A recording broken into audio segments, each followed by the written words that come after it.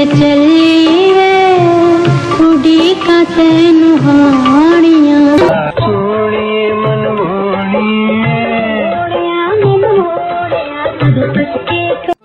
مرزا اور صاحبہ کی کہانی بھی بر صغیر پاک و ہند کی دیگر لوک داستانوں ہیر رانجھا، سونی مہیوار، سسیپنو یا ایک حد تک ماروی کی محبت کی لازوال داستانوں کی طرح ہی سے ہے، جبکہ شیریں فرہاد اور لیلا مجنوں کی محبتوں کی داستانوں کو بھی عام زندگی میں پیش کیا جاتا رہا ہے۔ یہ وہ حقیقی کردار ہیں جنہوں نے محبت کو اپنی جانیں دے کر امر کیا اور محبت کرنے والوں کے لیے مشعل راہ کا کردار ادا کیا۔ 1982 میں مرزا جٹ کے نام سے پاکستانی پنجابی زبان میں مسعود پرویز کی ڈائریکشن میں بنائی گئی۔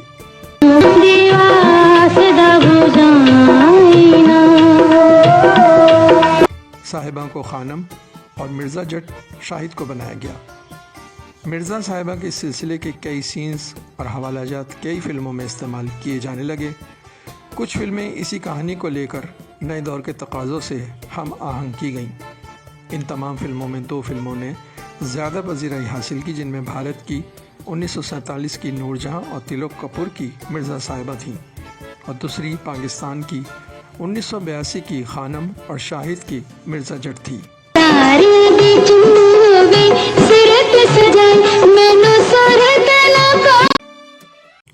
باہو فلمز کے بینر تلے بننے والی اس فلم کے ہدایت کار مسعود پرویز تھے، پروڈیوسر محمد سرور بھٹی، مصنف احمد راہی، موسیقار خواجہ خورشید انور اور شاعر احمد راہی اور چودھری اصغر تھے۔ فلم میں 8 گانے رکھے گئے اور یہی وجہ تھی کہ یہ فلم لو اسٹوری کے ساتھ ساتھ نغماتی فلم بھی کہلائی۔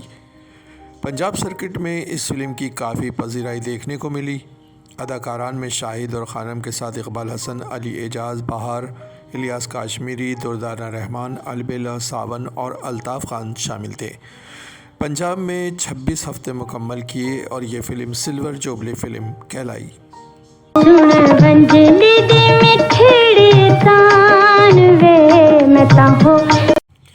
لوک داستانوں پر مبنی فلمیں بنانے کا رجحان فلمی تاریخ کے پہلے ہی دن سے رہا۔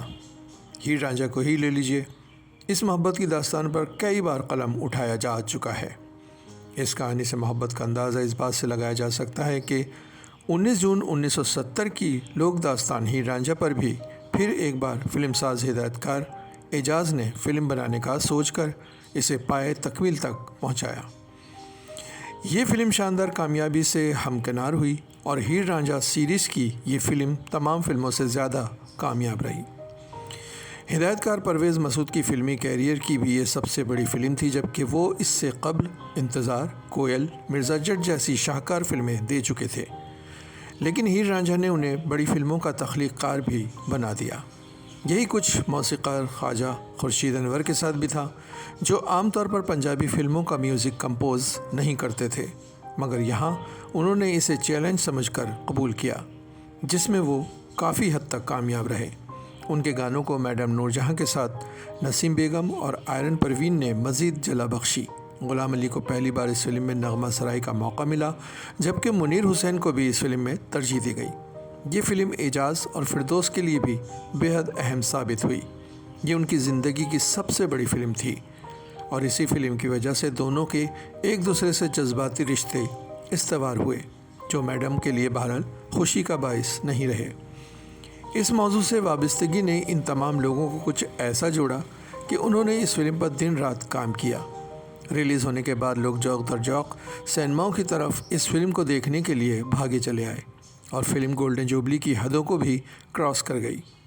8 سے 9 ایوارڈز اس نے اپنے نام کیے اور موسیقی نے عوام کو اپنے سحر میں عرصے تک جکڑے رکھا۔ ظالم ہے مگر عشق بھی دیوانہ ہے، موت ظالم۔ لیلا مجنوں عرب کی سرزمین میں بسنے والے 2 محبت کے متوالوں کی کہانی ہے، جسے دنیا بھر میں شہرت حاصل ہوئی، اور یہ داستان سب سے پہلے فارسی کے داستان گو افراد نے شائع کر کے تقسیم کی۔ مجنوں کا اصل نام قیس تھا، جو لیلا کی پہلی جھلک میں اس کا دیوانہ ہو جاتا ہے۔ یہ عرب قبیلے کے 2 گروہوں کی کہانی ہے، جن کے بچے مدرسوں میں ایک ساتھ تعلیم حاصل کیا کرتے تھے۔ وہیں قیس اور لیلا کی محبت پروان چڑھتی ہوئی ان کی جوانی کے ساتھ ہی دیوانگی میں بدل جاتی ہے اور دنیا کی ٹھوکریں قیس کا مقدر بنتی ہیں۔ ساتھ ہی ان کے قبیلوں کی آپسی رنجش بڑھتی چلی جاتی ہے۔ قیس کا نام لیلا کی محبت میں دیوانہ وار پکارے جانے پر زمانہ مجنوں رکھ دیتا ہے۔ اسی محبت کی پاداش میں آخر دونوں یہ دنیا ہی چھوڑ جاتے ہیں اور اپنا نام ہمیشہ کے لیے امر کر جاتے ہیں۔ پاکستان میں اسی کہانی کو لے کر سب سے پہلے عشق لیلا 1957 میں بنائی گئی۔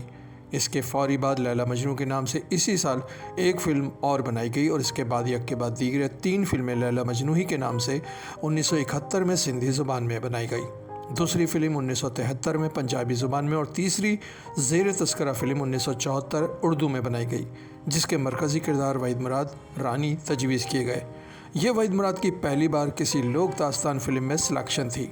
حسن طارق جو فلم کے ڈائریکٹر تھے، انہی کے ایما پر مجنوں کا کردار وحید مراد کو دیا گیا، جبکہ دیگر فنکاروں میں زمرد، مسعود اختر، ننا، علاء الدین، ناصرہ، نینا، جلال افغانی، مزلہ، عشرت چودھری و دیگر شامل تھے، جبکہ اداکار شاہد مہمان اداکاروں کی لسٹ میں شامل تھے۔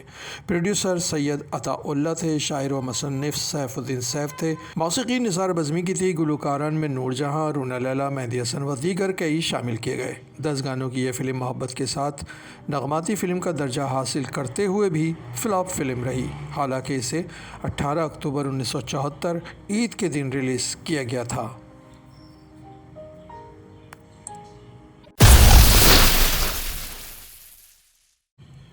عرب کی سرزمین سے ہی ایک اور محبت کی کہانی نے جنم لیا جو عربی لوک داستانوں میں لیلا مجنوں کے بعد سب سے زیادہ سنائی جاتی رہی۔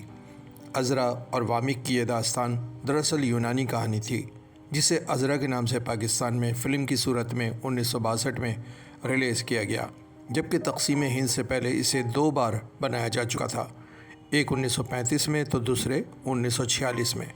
ان دونوں ہی فلموں کے مرکزی کردار سورہ لتا اور نذیر رہے تھے۔ جانے بہارا رش کے چمن۔ عذرا پاکستان کی وہ فلم ہے جسے جزوی طور پر رنگین بنایا گیا۔ فلم کی کہانی عربی لوک داستان پر بیسڈ ہے، جسے ہم لیلا مجنوں سے بھی تعبیر کر سکتے ہیں۔ یہ فلم 13 اپریل 1962 کو ریلیز کی گئی۔ فلم کی کہانی 2 محبت بھرے دلوں کے ساتھ پیش آنے والی مشکلات اور قربانیوں کے پس منظر میں بنائی گئی، جس کی کہانی عام محبت کی کہانیوں سے بہت زیادہ مماثلت رکھتے ہوئے آگے بڑھتی ہے۔ دنیا میں جب بھی محبت کے سبجیکٹ پر کوئی فلم بنی، یہی دکھایا گیا کہ ظالم سماج نے ان کی راہ میں رکاوٹیں ڈال کر ان کو یا تو ختم کر دیا یا وہ خود من و مٹی کے نیچے دفن ہوئے۔ عذرا اور وامق کی محبت کی داستان بھی ایسا ہی کچھ پیش کرتی نظر آتی ہے۔ یہ فلم جب سینما گھروں کی زینت بنی تو فلم بینوں کو کہانی کے اعتبار سے زیادہ متاثر نہ کر سکی، مگر چونکہ فلم کو کامیاب ہونا تھا سو اس کی موسیقی نے لوگوں کو اپنی جانب کھینچ لیا۔ 11 نغمات پر مشتمل گانوں کی اس فلم نے محض گانوں کی دھنوں اور گائیکی کے انداز پر اس فلم پر ہجوم برپا کیا، اور یہ فلم جو فلاپ فلموں میں شامل ہونے جا رہی تھی، یکدم سے کامیابی کی طرف گامزن ہو کر سلور جوبلی فلموں کی صف میں جا کھڑی ہوئی۔ موسیقار ماسٹر عنایت حسین بھٹی تھے، نغمہ نگار تنویر نقوی اور طفیل ہوشیار پوری تھے، گلوکاران میں نور جہاں، سلیم رضا، نسیم بیگ اور احمد رشدی تھے، ہدایت کار منشی دل اور فلم ساز آغا جی گل تھے، اداکاران میں نیلو، اعجاز، علاء الدین، نظر، لیلا، پنہ، ظریف، زمرد و دیگر کئی فنکار شامل کیے گئے۔ پرانے گانوں کے شوقین یہ فلم ضرور دیکھیں۔ پھولے دے وطن زموں، پھولے دے وطن زموں، پھولے دی باہو شاورا شاہ، خوش میدان دے چل گئے میرا۔ Modern film studios Karachi Pakistan میں تمام تیاری کے بعد 1 دسمبر 1970 کو ریلیز کی جانے والی پشتو فلم یوسف خان شیر بانو بھی ایک لوک داستان پر مبنی محبت کے نام پر امر ہو جانے والوں کی پہاڑی علاقہ جات میں رہنے والے 2 انسانوں یوسف خان اور شیر بانو کی کہانی ہے، جسے نذیر حسین نے پروڈیوس کیا اور جس کی ہدایت عظیم تبسم نے دی۔ مرکزی ستاروں میں یاسمین خان اور بدر منیر تھے، جن کی جوڑی نے یہیں سے شہرت حاصل کی، جبکہ معاون اداکاران میں انور سیٹھی، نعمت سرحدی، نورین، نگینہ، ولی خان آفریدی، شیری تاج و دیگر فنکار شامل تھے۔ مہمان اداکاران میں ساقی نمایاں تھے۔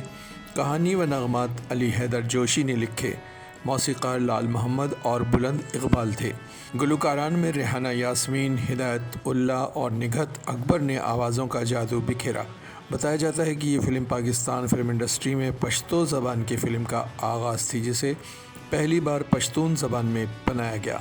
اس طرح پہلی فلم ہونے کے ناطے بدر منیر اور یاسمین خان کی بھی یہ پہلی پشتو فلم بنتی ہے۔ یہ فلم پشاور کے سینما میں 50 ہفتے سے زائد چلی۔ بعد ازاں کراچی 3 ہٹی کے سینما پر بھی اس کی نمائش دیکھنے میں آئی۔ فلم کی کہانی قصہ خوانوں کی اختراع تھی، جسے شاعر علی حیدر جوشی نے 1960 کی دہائی میں نظم کی صورت میں پیش کیا۔ بعد ازاں اسے فلم یوسف خان شیربانو میں تبدیل کیا گیا۔ 1982 اور 1988 میں اس کے انگریزی میں ترجمے بھی کیے گئے۔ اس فلم کو بڑی تعداد افراد نے انگریزی فلم رومیو اینڈ جولیٹ کا پشتون ورژن بھی قرار دیا، جس میں وہ محبت کرنے والے اس جرم کی پاداش میں پھر ایک بار ظالم سماج کے ہاتھوں قتل کر دیے جاتے ہیں۔